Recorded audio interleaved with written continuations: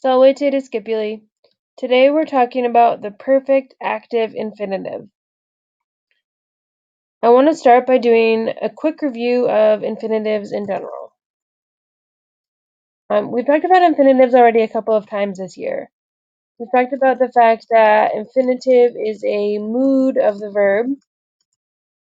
And we've talked about the fact that an infinitive is a verb form not limited to a person and number.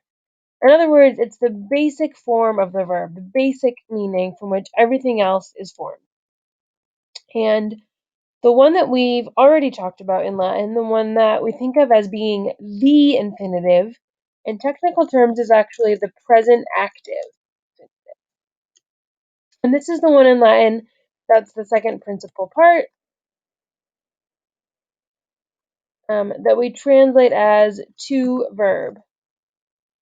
Again, to verb, it's not limited to a specific person and number.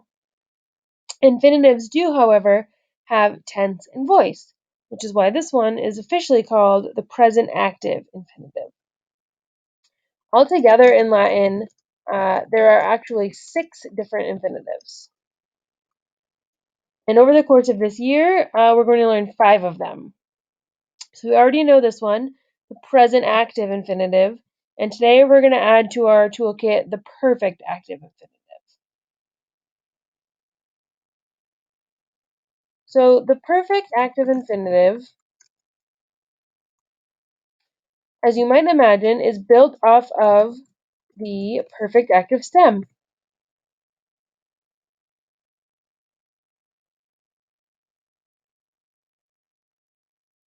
And just in case you need a reminder, to get the perfect active stem, we go to the third principal part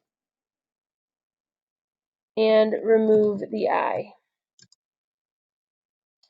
The formula for the perfect active infinitive is actually very simple. It's the same for all conjugations. And you're going to take your perfect stem and add the suffix isse.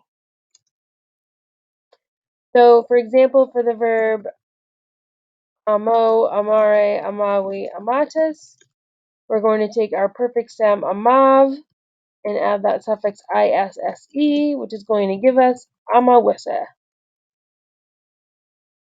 And that's it. Again, the same for all 4 conjugations.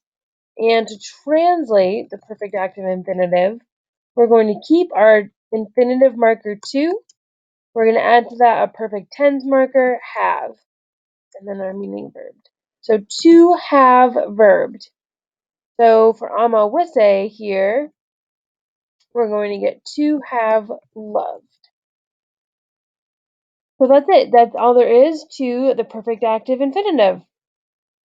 So now that you know how to form and translate the perfect active infinitive, you should be all set to complete your worksheet.